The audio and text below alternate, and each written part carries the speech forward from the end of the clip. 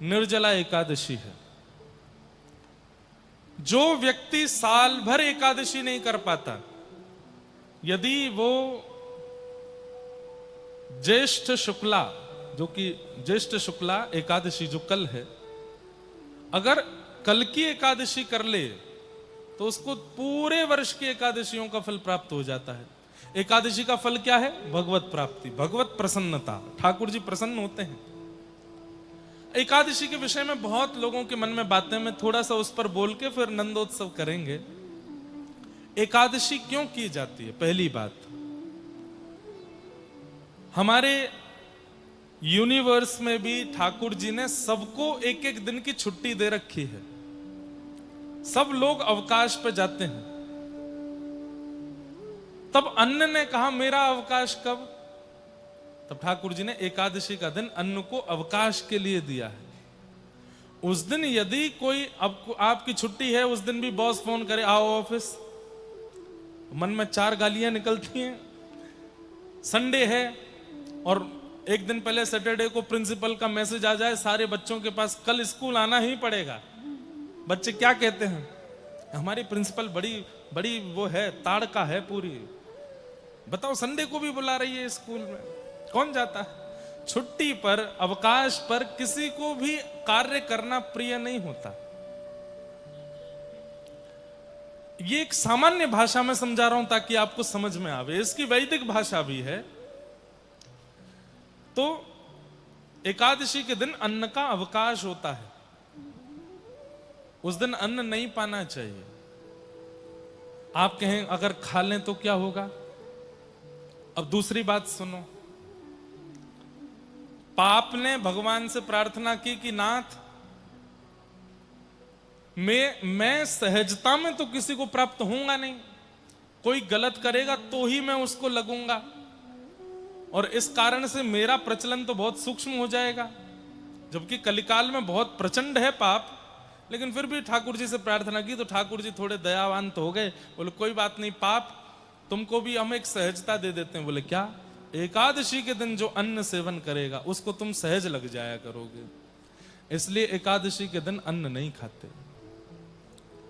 अन्न में पाप का निवास होता है उस दिन, इसलिए अतिवृद्ध, रोगी, गर्भवती माताएं और छोटे बालक, इनको अधिकार है, ये पा सकते हैं। बाकी आप स्वस्थ हैं, बिल्कुल ठीक हैं, उचित स्वरूप स्वभाव में हैं, तो उस दिन आपको केवल फल आहार करना चाहिए। फलाहार की भी एक अलग डेफिनेशन हो गई है हमारे समाज में। कूटू की कचौड़ी, कूटू की पकौड़ी, रागी के डोसा बन रहे हैं महाराज। एक जगह तो कूटू का पिज्जा बन रहा था।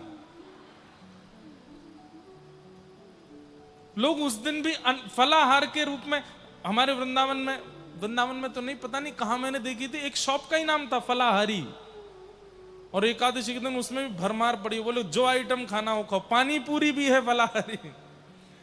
इसका मतलब कोई एकादशी का क्या मतलब हुआ? फिर आपने केवल अन्न छोड़ना ही एक उचितता समझ ली, खा तो सब रहे हो, बल्कि और दिन तो आपकी कैलोरीज इतनी नहीं बढ़ती होंगी। एकादशी के दिन जो खाते हैं, अगर रोज एकादशी वाला भोजन हो जाए तो 1 महीना में व्यक्ति का 15 किलो वजन बढ़ जाएगा।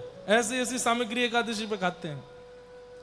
फल आहार मतलब केवल फल खाइए, थोड़ा पेट को भी रेस्ट मिलता है, आपका लिवर, ये भी एक साइंस के थ्रू, हमारे शरीर की भावना के थ्रू भी एक अच्छी बात है कि एक दिन आप कुछ खाते नहीं, केवल पानी और फल ही लेते हैं, शरीर को भी अच्छा लगता है। और आध्यात्मिक रूप से वैष्णवों की करवा चौथ है एकादशी। जैसे पत्नी अपने पति के लिए व्रत करती है, ऐसे समस्त वैष्णव जन ठाकुर जी के लिए व्रत करते हैं, ठाकुर जी की प्रसन्नता के लिए व्रत करते हैं। एकादशी पर व्रत करना चाहिए।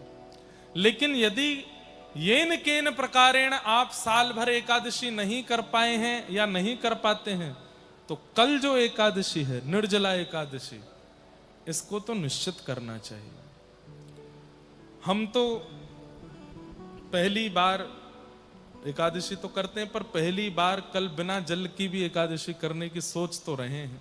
वैसे नीलाचल धाम में अलाउ नहीं है एकादशी। अच्छा, इसके पीछे भी कारण है। लोग बाग कहते हैं पीछे एकादशी उल्टी टंगी है, एकादशी ऐसी, ये सब बातें बोलते हैं लोग बाग, लेकिन मूल बात सुनिए कि जगन्नाथपुरी में एकादशी क्यों नहीं होती। हम निर्जला एकादशी की बात कर रहे हैं, पानी यहां तो पिया जा रहा है चकाचक। नेक्स्ट सुनो तो कथा सुनो। श्री जगन्नाथपुरी में एकादशी क्यों नहीं करते, उसके पीछे बहुत बड़ा एक कारण यह है कि एकादशी पर अन्न सेवन करने के लिए मना किया है। लेकिन महाप्रभु जगन्नाथ की रसोई घर में कोई और नहीं, स्वयं महालक्ष्मी विराजमान है, और उनके सामने जैसे ही अन्न आता है और उस अन्न का स्पर्श महालक्ष्मी कर देती हैं तो वो महाप्रसाद बन जाता है, और उस महाप्रसाद में अन्न का दोष नहीं रहता। तो अन्न से जो दोष एकादशी के दिन लगता है, वो जगन्नाथ महाप्रभु का महाप्रसाद पाने से वो दोष नहीं लगता। क्यों? स्वयं लक्ष्मी सिद्ध कर रही है उसको। लक्ष्मी के हाथ से बना हुआ है, महाप्रभु जगन्नाथ जी का भोग लगा है, वहां जितने देवता हैं सबने भोग लगाया है। उसके बाद साक्षात बिमला देवी उसको भोग लगाती हैं। वो फिर अन्न कैसे रह सकता है? वो तो महाप्रसाद हो गया है।